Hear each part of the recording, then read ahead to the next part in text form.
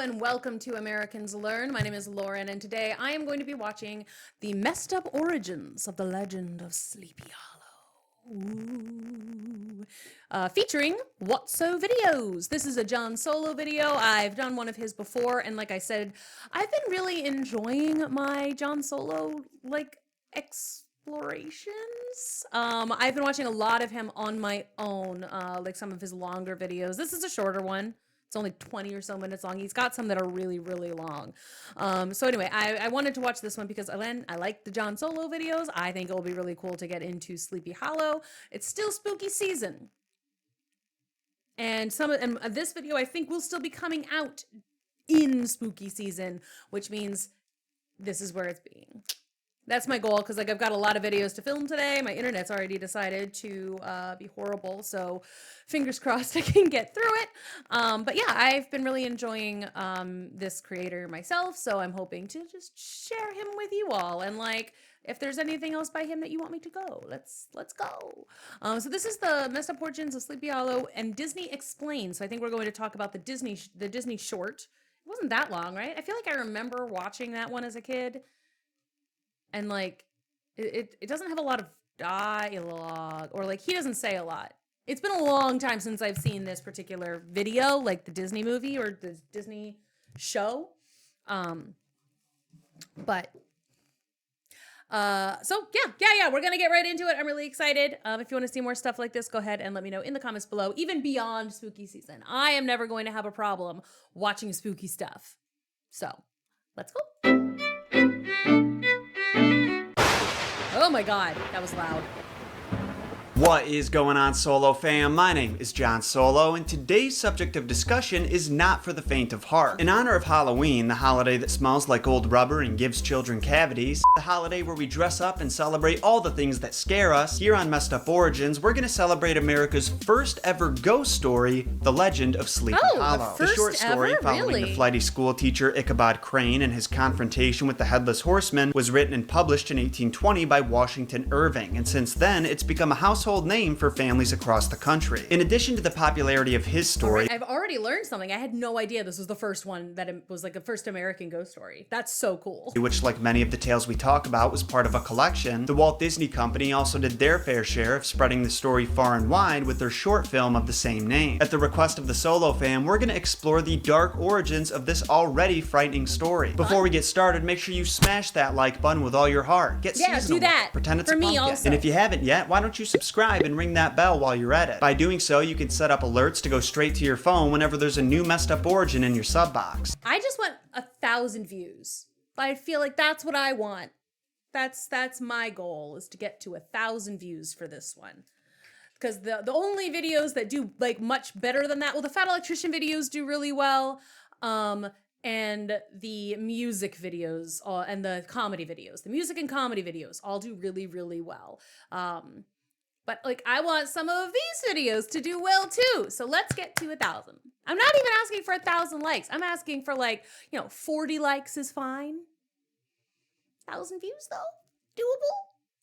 And now that I'm done with the shameless self-promotion, I say it's time we break down the Disney story for anyone who needs a refresher. Fellas and females, without further ado, The Legend of Sleepy Hollow. The movie opens in October of 1790. Ichabod Crane, a lanky, gluttonous, and very superstitious schoolteacher, moves into Sleepy Hollow, New York to work at the schoolhouse. The small town is infamous for its ghostly hauntings and spectral sightings, so you know someone as jumpy as Ichabod is gonna have a bad time. Despite his odd behavior and appearing as the total opposite of a ladies' man, the new teacher doesn't take long to form good relationships with the women of Sleepy Hollow and his students. Aww. One of these women is the stunning and incredibly wealthy Katrina Van Tassel, whose heart Crane finds himself competing for against the most manly man of all time, Ron Swanson. Brom Bones. Unlike the usual love triangle, there's really no good guy here. Brom is kind of a womanizer, and Ichabod's mostly interested in Katrina's father's money and land. Fast forward a few days to Halloween night. The Van Tassels throw a party, and both Crane and Bones spend the majority of their time competing over who gets to dance with Katrina. After Brom's attempts at sabotage backfire, he tries. I love that they dressed him like Gaston. I think this came out significantly before Beauty and the Beast, but I like that they just took Brom's outfit and kind of whole thing and just put it on Gaston. They're like, this is the manliest man we've ever put to film, so why fix it if it ain't broke? Let's go. And they just did it again. As a new strategy, he knows that Ichabod loves scary stories, is superstitious, and is also a coward, which is kind of a masochistic personality when you think about it. It reminds me of how every woman in my life watches Law and Order and Criminal Minds late at night and then thinks every stranger that doesn't smile at them on the street is gonna kill them in a dark alley and harvest their organs. Here's an idea: if it makes you that paranoid, maybe it's not good for you to watch. Or in Ichabod's case, not good to read. Well, Brom capitalizes on this chink in the school teacher's armor. He tells the whole party the story of the Headless Horseman, a soldier who lost his head to a cannonball in a battle not so long ago, and every Halloween he rides through the area looking for a head to replace the one he lost. I will give Brom so many points though for style here. Holy shit, he like committed. I wish I was that good at finding cool props for my random tales that I tell at parties. Because I do that. And I don't tell ghost stories at parties, but like still, like that was cool. Like he committed to the riding on the chair with the sheet. Excellent.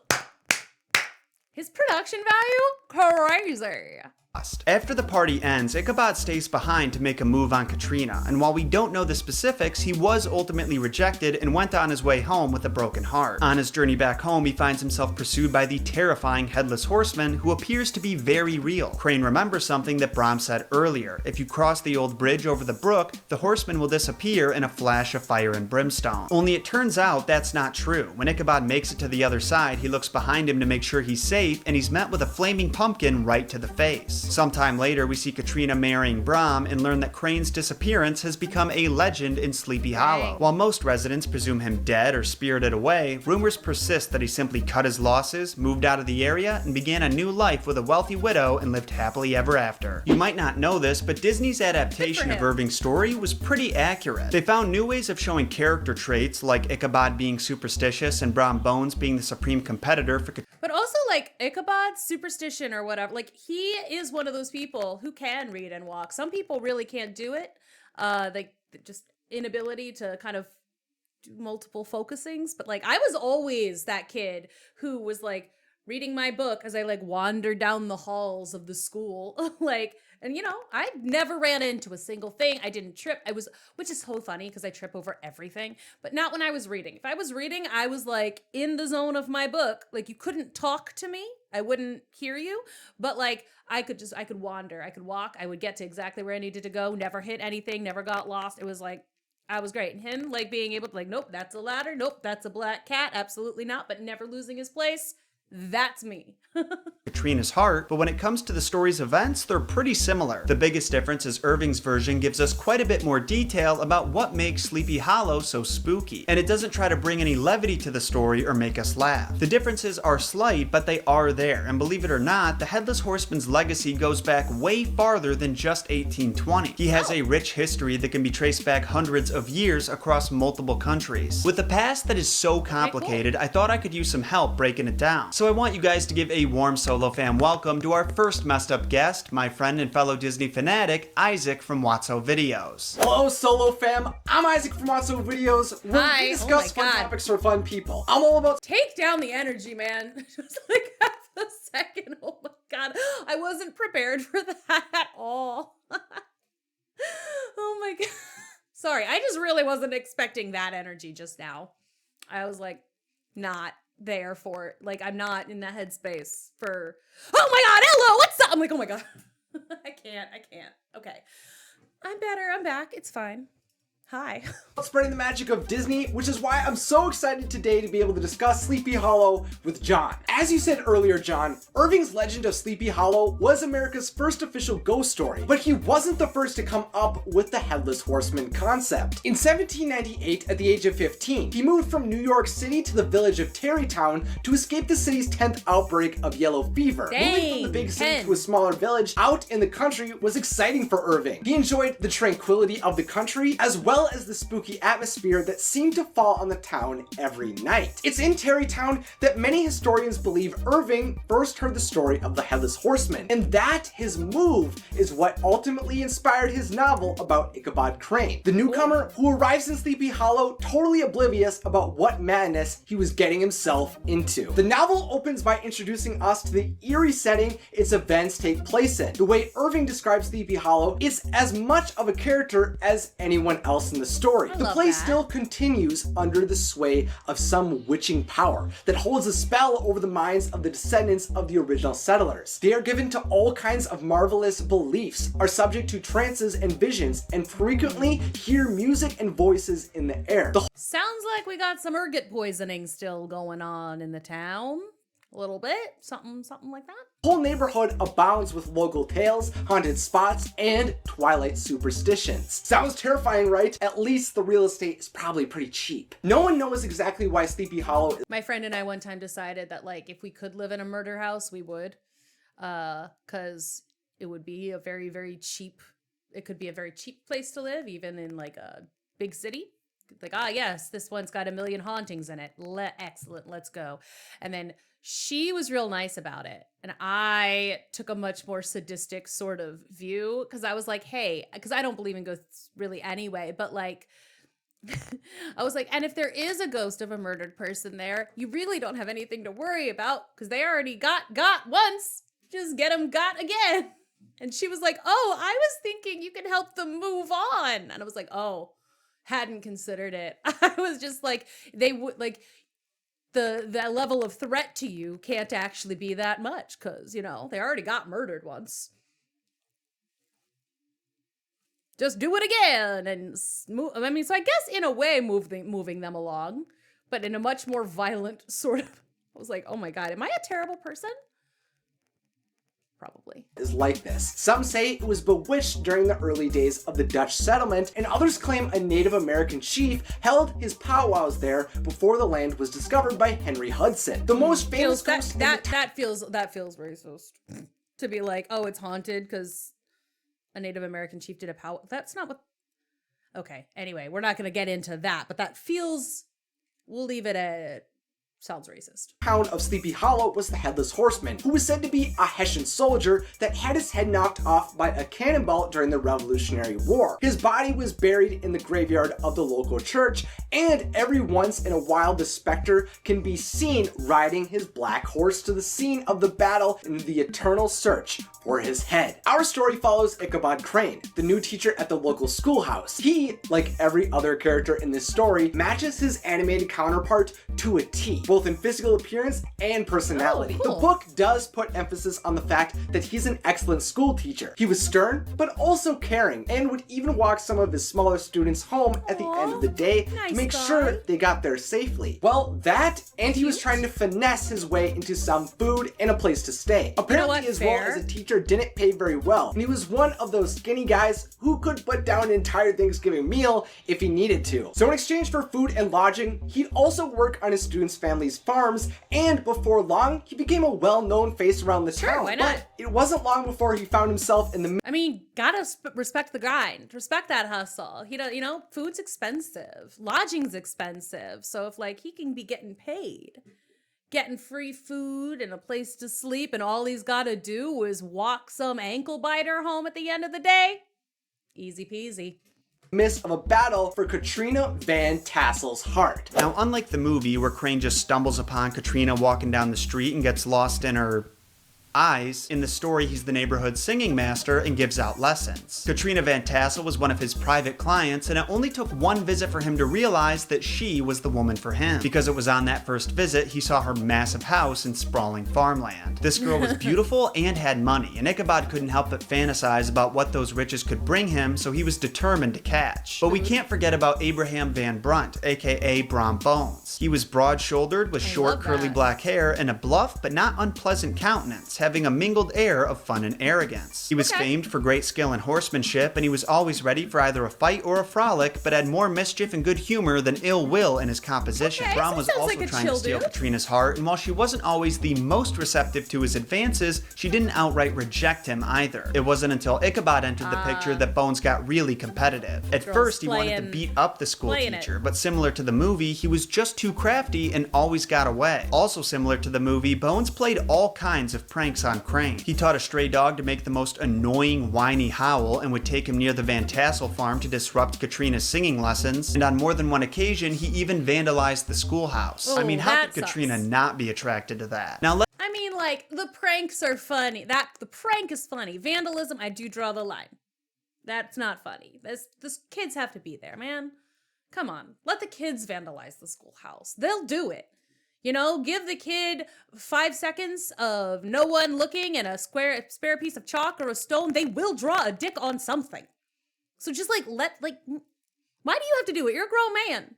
Let's skip ahead to the Van Tassel Halloween party because that's where stuff really goes down. After arriving and seeing the place all decorated for the festivities, the immense amount of food, and everyone having a good time, Ichabod couldn't help but fantasize about a future where he was the lord of it all. He spends the evening stuffing his face and dancing with Katrina while Brom Bones is wallowing in the corner feeling sorry for himself like I used to do at dances in junior high. Later on in the evening, Ichabod overheard some older folks reminiscing about the good old days and telling ghost stories like the residents of Sleepy Hollow were known to do. See, when I was in junior high, we had school dances every week. Every week there was the Friday school dance, so lots of them. We had lots. I think it was like every week. It was a lot. We had a lot of opportunities to go to CYC. But I didn't spend a ton of time dancing in the cafeteria. We spent a lot of time playing ping pong and stealing soda from the teacher's lounge, which we were, for some reason, allowed into during those dances. But they had a vending machine there, and the soda was 75 cents. And the snack shack outside was selling it for like $1.50 or something, like cans for $1. So it's like, 50, I think it was like 50 cents, and then it went up to 75 cents, which was just like, how dare they? But it's like, because you had to go through the teachers, it was just a quiet spot, I think, for people to be, but like 75 cents. So we spent a lot of time in there. I say stealing, we bought it, but playing ping pong. A lot of ping pong got played when I was at school dances. One mention was made of the woman in white who haunted the dark glen at Raven Rock and was often heard to shriek on winter nights before a storm, having perished there in the snow. But the majority of the stories were focused on the Headless Horseman and the residents' experiences with him. This includes Brom Bones, who at this point had figured out Ichabod's weakness, just like the cartoon. He tells the superstitious school teacher about the time he raced the Headless Horseman for a bowl of punch and should have won. But just as they came to the church bridge, the Hessian soldier bolted forward and vanished in a flash of fire. Eventually, the attendees made their way out of the party, but again, like the movie, Ichabod stayed behind to have a chat with Katrina, thinking he was on the high road to success with her after that night. But it turns out that wasn't the case. We don't know exactly what happened between them, but we do know that Crane left in a sour mood. The book's narrator proposes that she was just encouraging poor Ichabod to make Brom Bones jealous. At first, you want to feel bad for him, but then you remember he was mostly in it for the money anyways, and your tears dry up real quick. So you guys remember how in the movie Ichabod's horse would not cooperate with him no matter how hard he tried? Well, the book sheds some light on why this is. The animal was a broken down plow horse that had outlived almost everything but his viciousness. He was gaunt and shaggy with a ewe neck and a head like a hammer. His rusty mane and tail were tangled and knotted with burrs. One eye lost its pupil and was glaring and spectral, but the other had the gleam of a genuine devil. In his day, he must have had fire and metal, if we may judge from the name he bore of gunpowder. Okay, look, Ichabod. Your horse is... don't care how old your horse is, and how naggy. Brush out his tail. What the hell? You can at least maintain him. So, not exactly the best horse to be riding when you're being chased by a headless ghost that wants to kill you. As the night grew darker, Ichabod couldn't help but feel more and more alone. In the ghost stories he heard, that night slowly crept into his mind. In fact, he was approaching the very same area those stories had taken place. Suddenly, Gunpowder stops dead in his tracks. there's a large shadowy figure standing in the middle of the bridge up ahead. Crane asks the figure who it is, but he received no answer. Then, when he started whistling one of his psalms, a trick he used to calm himself down, the figure swiftly rode up to him. The night was so dark at this point, Ichabod couldn't make out who the stranger was, but it seemed like no matter how fast or slow the school teacher went, the mysterious rider would always match his pace and rode on the blind side of Gunpowder. Then, as they came over the hill, some moonlight shined down and revealed a terrifying sight. The figure was dressed in black, riding a black horse, and his head was missing from his shoulders. Instead, it rode on the pommel of the saddle, and as soon as Ichabod saw this, he gave Gunpowder a few good kicks, and they took off down the road. They raced across the countryside, but the Headless Horseman was never far behind. At one point, Ichabod even loses his saddle and had to hold onto Gunpowder for dear life. He did not put his saddle on very well then, did he? Jesus. Or did, like, the horseman, like, cut it off? Like, that... The saddle should not be just randomly coming off of your horse. The terrified teacher feels the hot breath of the horseman's steed on his neck. He thinks his life is over, but up ahead, he sees the exact bridge Brown Bones said he crossed when the horseman disappeared. Ichabod and Gunpowder race forward, and before long, they've made it to the other side of the bridge in one piece. At this moment, Ichabod looked back to see if the pursuer had indeed vanished, but what he saw instead was the horseman's head hurtling right towards his face. It collided directly with his head, sent him flying off the horse and tumbling into the dust as Gunpowder and the horseman sprinted past him into the dark of night. The next day, Ichabod mysteriously didn't show up for any of his commitments. He missed breakfast, dinner, and school the following week. An investigation was started, and residents found his trampled saddle, as well as his trampled hat, next to a smashed pumpkin on the side of the road. But those were the only clues they had. Since Crane was a bachelor and didn't owe anyone money, they all just moved on and chalked his disappearance up to the Headless Horseman. From that point forward, the Sleepy Hollow citizens considered that bridge haunted and avoided it whenever possible. Eventually, a new path had to be made so people could still cross the brook. No one replaced Ichabod as the school teacher either, so the school was abandoned and, to no surprise, was said to be haunted by his ghost. Sometime later, Brown Bones and Katrina got married, and the narrator exclaims that whenever someone brought up Ichabod or the mysterious smashed pumpkin, he would look exceedingly knowing and even sometimes laugh. I wonder if Ichabod was killed by a ghost coming back from the dead in search of his missing head, or the jealous, hyper-aggressive stunt rider who just so happened to be competing for the same woman. Well, it turns out it might be neither. Despite the claims of Sleepy Hollow's residents, one farmer visiting from New York brought information that Crane was still alive, had moved somewhere else, continued teaching while studying law, turned politician, and eventually joined the 10-pound court, whatever that is. So despite that terrifying series of events and unsubstantiated rumors, Ichabod might have ended up with a happy ending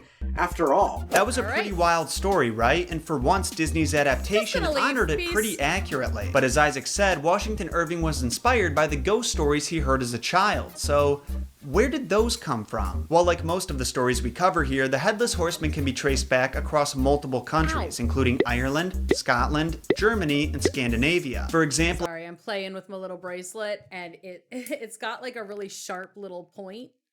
And because I go like this a lot with it, but while it's on my wrist, just kind of playing.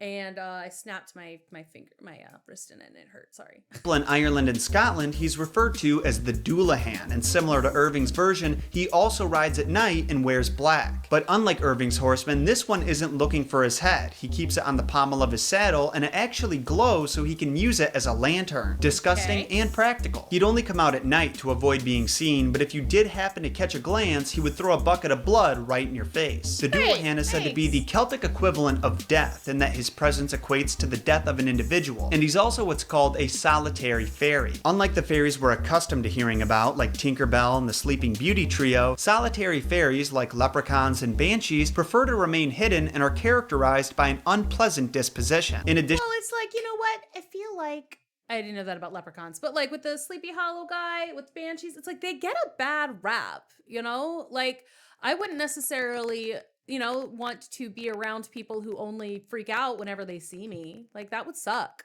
Like, people who are just like always like, ah! You know, every time they catch a glance at you, that'd be awful. And then like if people are just like, oh, they are a portent of death, it's like, I wouldn't want to hang out with those folks either. So yeah, I would be a solitary fairy in that case. In addition to riding his horse, he could be seen just as often driving his death coach, a carriage pulled by 6 black horses which also happen to be headless. I don't think it gets more scary than that. Imagine riding alone. Sorry, I just had, oh my god, it was a terrible joke. It was just in my brain, just there. I was just like, where'd the Godfather get more?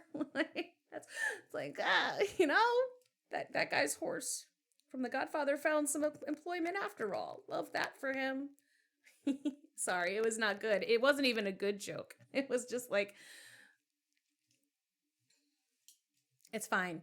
Down the country road and you see the death coach creeping up in your peripheral.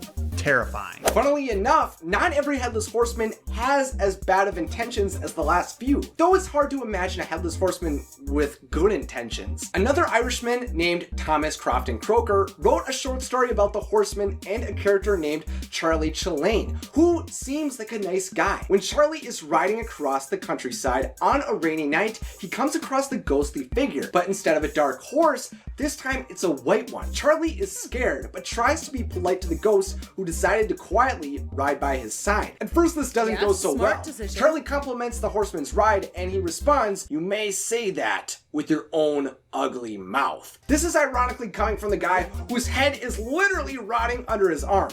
Listen to this description. It looked like a large cream cheese hung round with black puddings. No speck of color enlivened the ashy paleness of the depressed features. The skin lay stretched over the unearthly surface, almost like the parchment head of a drum. 2 fiery eyes of prodigious circumference with a strange and irregular motion flashed like meteors upon Charlie. And a huge mouth reached from either extremity of 2 ears, which peeped forth from under a profusion of matted locks of lustreless blackness. The horseman's attitude suddenly changes when Charlie asks if he's ever raced across the countryside. In response, he asks Charlie to race him. At first, Charlie is intimidated, and who can blame him? But ultimately, he accepts the challenge because when a guy with no head tells you to do something, you do it. He ends up losing the race, but the horseman compliments the man's bravery and expresses his gratitude as no one had the courage to race him since he and his horse broke their necks at the bottom of the nearby river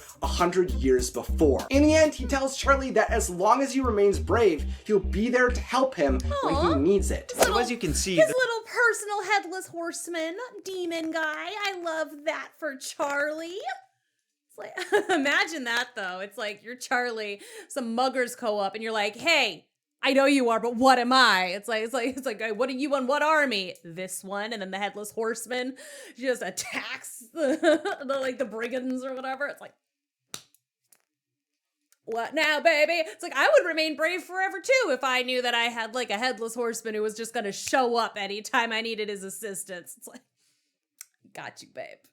Thanks, babe. Like, I love it. There's some real diversity in the headless ghost community. There's some that want to kill you and others that just want to test your mettle. It makes you wonder what nearly headless Nick would have been like if his head was totally chopped off. There's even a German version of the story where the horseman is even nicer than that. One day, a woman who's picking acorns hears the blow of a war horn and looks up to see a headless rider dressed in gray speeding past. The next day, she goes back to the same spot and the rider actually approaches her and asks, "Did no one try to punish you for stealing those acorns?" The woman responds that no. While she does understand that stealing is wrong, the forest animals know that she's poor and have mercy on her. Aww. So every night she prays to God for forgiveness. The writer says that's a wise thing to do. As legend says, anyone who's guilty of a crime and escapes punishment while here on Earth is destined to spend eternity as a headless spirit. He then reveals that he lived 130 years earlier and was quite the bastard, so this is his punishment. It's so interesting to me that the same character can be used in stories all around the world when communication was so limited, and all the different lessons that character can be used to teach. Sure, in the more modern versions, there wasn't much of a point outside of scaring the reader. The rider was just a soldier who had his head blown off, and that was that. But when you go to the story's roots, they all seem to have morals. They promote bravery, honesty, and having the humility to ask for forgiveness when you know you're wrong. It's really kind of funny that it started out like that and evolved into a story about a love triangle between 3 characters that aren't even that good of people. And with that, today's episode of Messed Up Origins comes to a close. Thank you all so much for watching, and thank you to Isaac for all your help. Glad I could help out today, John. It was a lot of fun being able to discuss Sleepy Hollow and Hocus Pocus over on my channel, Watso Videos. I can't stress enough how great it's been working together, and if you guys are interested in our video about Hocus Pocus, I got a link to it at the end of this video and down below. Now, as always, I want to hear your thoughts on today's episode. What'd you think of the Headless Horseman origins? Let me know in the comments. Also, don't forget to smash that like button so we can reach our weekly goal of 10,000 likes. You guys have knocked it out of the park for 3 episodes in a row. Can you make it 4? And of course, subscribe and ring that bell to be notified about new messed up content coming to your sub box every week. If you want to stay one day, I'll have a channel that might get 10,000 likes on a single video in a week. One day. Updated on Messed Up Origins news, what projects I'm working on next, or if you just want to say what's up, I got the links to my social medias down below, as well as Isaac, so if you want to tell him how much you enjoyed his presence in this episode, feel free. Thank you all again for watching. I'll be seeing you very soon. Until next time, my name is Jon Solo, and remember, John shot first. Okay. Grand. That was the Headless Horseman. I enjoyed that. Oh my god, I'm dying again. Well, my computer is loving me and loving life, so hopefully this didn't get super corrupted. And I'm gonna leave before things go crazy. Bye.